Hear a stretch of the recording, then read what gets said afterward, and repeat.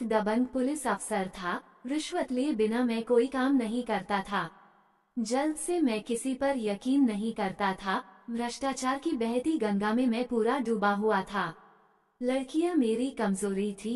शराब के नशे में डूबकर औरतों के जिस्म के साथ खिलवाड़ करना मेरी आदतों में था। एक बार मुझको एक बियर बार में सेक्स रैकेट चलने की सूचना मिली। सूचना मिलते ही मैंने अपने दलबल के साथ वहां छापा मारा। वहां किसी शख्स के जन्मदिन का सेलिब्रेशन हो रहा था। खचाखच भरे हॉल में सिगरेट, शराब और तेज परफ्यूम की मिली जुली गंध फैली हुई थी। घूमते रंगीन बल्बों की रोशनी में अर्धनंगी डांसरों के साथ बर्ड डांस करते मर्द गदर सा मचाए हुए थे। मैं हॉल में घुसा और चारों ओर एक नजर फिरते हुए तेजी से दहाड़ा, खबरदार कोई अपनी जगह से नहीं हिलेगा, बंद करो ये तमाशा और बत्तियां जलाओ। तुरंत बार में चारों ओर रोशनी फैल गई। सब कुछ साफ साफ नजर आने लगा। मैं एक बार डांसर के पास पहुंचा और उसे ऊपर से नीचे तक देखते हुए एक जोरदार तमाचा उसके गाल पर मारा। वह बार डांसर गिर ही पड़ती कि मैंने उसे बाहों का सहारा देकर थाम लिया और बार मालिक को थाने में मिलने का आदेश देते हुए मैं उस बार डांसर को अपने साथ लेकर बाहर निकल गया। मैंने सोचा कि उस लड़की को थाने में ले जाकर बंद कर दूं, फिर कुछ सोचकर मैं उसे अपने घर ले आया।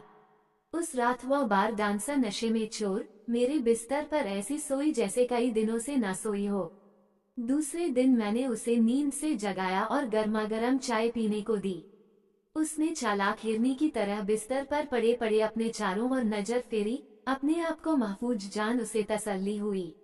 उसने सामने खड़े मुझको देखा, जो मैं उसे यहाँ उठा लाया था।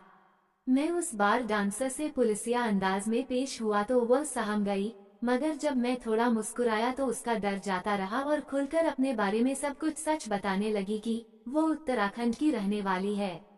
वो पढ़ी लिखी और अच्छे घर की लड़की है। उसके पिता ने उसकी बहनों की शादी अच्छे घरों में कर दी है। वह थोड़ी सावली थी इसलिए उसकी अनदेखी कर दी। इससे दुखी होकर वह एक लड़के के साथ घर से भाग गई।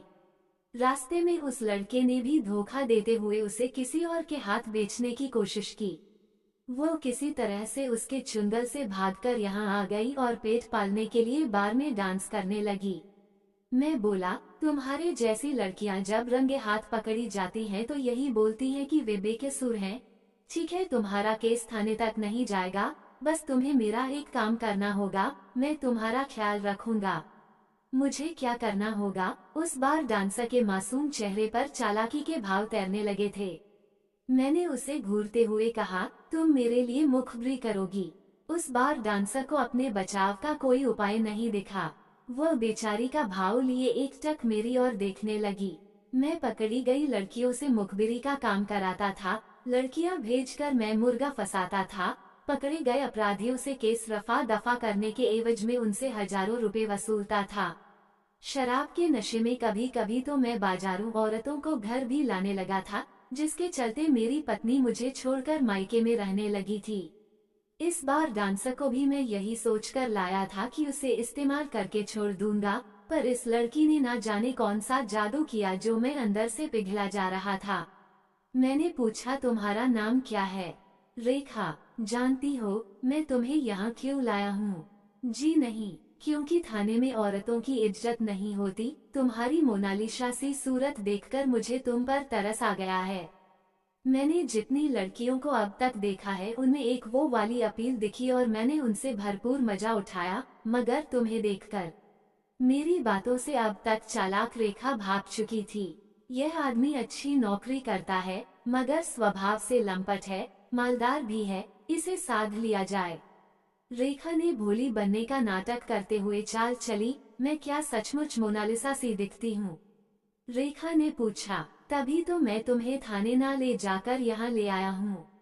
रेखा को ऐसे ही मर्दों की तलाश थी। उसने मन ही मन एक योजना तैयार कर ली। एक तिरछी नजर मेरी ओर फेंकी और मचल कर खड़ी होते हुए बोली, ठीक है तो मैं चलती हूँ सर। तुम जैसी खूबसूरत लड़की को गिरफ्त में लेने के बाद कौन बेवकूफ छोड़ना चाहेगा? तुम जब तक चाहो यहाँ रह सकती हो, वैसे भी मेरा दिल तुम पर आ गया है। मैं बोला, नहीं नहीं, मैं चाहती हूँ कि आप अच्छी तरह से सोच ले, मैं बार डांसर हूँ और क्या आपको मुझ पर भरोसा है? मैंने काफी औरतों को देखा है, लेकिन ना जाने तुम में क्या ऐसी कशिश है जो मुझे बार बार तुम्हारी तरफ खींच रही है।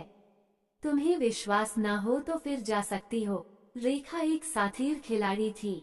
वह तो यही चाहती थी, लेकिन वह डी को थोड़ा और ठोक बजा लेना चाहती थी, ताकि डी में माल भर जाने के बाद ले जाते समय कहीं टूट ना जाए। वह एकाएक पूछ बैठी, क्या आप मुझे अपनी बीवी बना सकते हैं? हाँ हाँ, क्यों नहीं। मैं नहीं चाहता कि मैं जिसे चाहूँ वह कहीं और जाकर नौकरी करे। आज से यह घर तुम्हारा हुआ, कहकर मैंने घर की चाबी एक झटके में रेखा की ओर उछाल दी। रेखा को खजाने की चाबी के साथ सया भी और कोतवाल भी मिल गया था। उसके दोनों हाथ में लड्डू था। वह रानी बनकर पुलिस वाले के घर में रहने लगी। मैं एक फरेबी के जाल में फंस चुका था।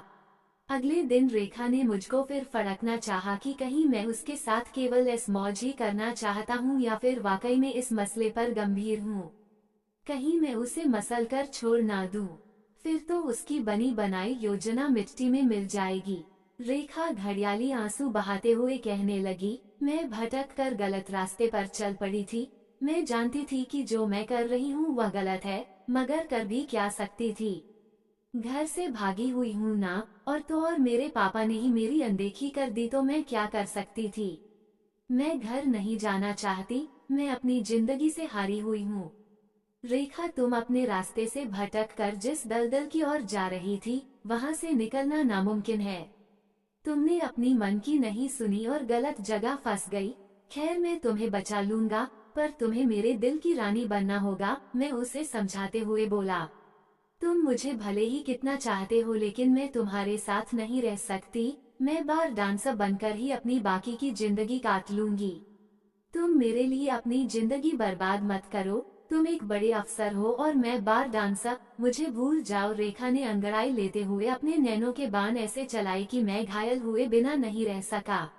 ये तुम क्या कह रही हो रेखा? अगर भूल नहीं होता तो मैं तुम्हें उस बार से उठाकर नहीं लाता। तुमने तो मेरे दिल में प्यार की आग जलाई है। रेखा के मन में तो कुछ और ही खिचड़ी पक रही थी। उसने मुझको अपने रूप जाल में इस कदर फांस लिया था कि मैं आंख बंद कर उस पर भरोसा करने लगा था। मेरे बाहर जाने के बाद रेखा ने पूरे घर को छान मारा कि कहाँ क्या रखा है। वह मेरे पैसे से अपने लिए कीमती सामान खरीदती थी।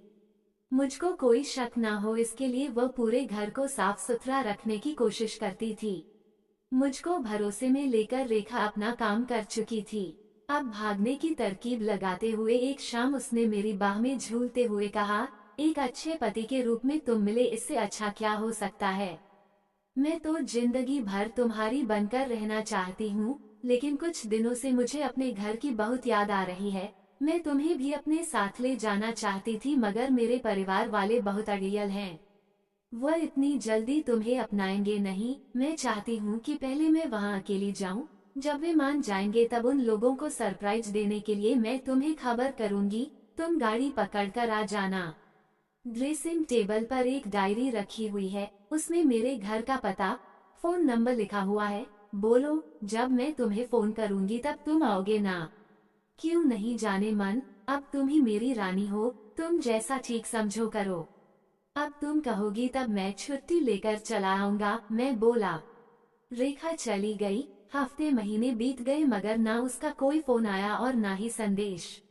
मैंने जब उसके दिए नंबर पर फोन मिलाया तो गलत नंबर बताने लगा। मैंने जब अलमारी खोली तो रुपए पैसे सोने चांदी के गहने वगैरह सब गायब थे। घबराहट में मैं रेखा के दिए पते पर उसे खोजते हुए पहुंचा तो इस नाम की कोई लड़की व उसका परिवार वहां नहीं मिला।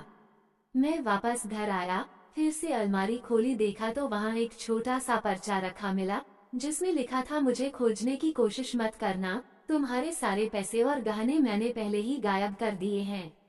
मैं जानती हूँ कि तुम पुलिस में नौकरी करते हो, रिपोर्ट दर्ज कराओगे तो खुद ही फंसोगे कि तुम्हारे पास इतने पैसे कहाँ से आए। तुमने पहली पत्नी के रहते दूसरी शादी कब की? ये पढ़कर मेरा सिर चकरा गया। मैं अपनी बेवकूफी पर पछता रहा था, क्योंकि मैं कुछ कर भी नहीं सकता था और मैं हाथ मलता रह गया।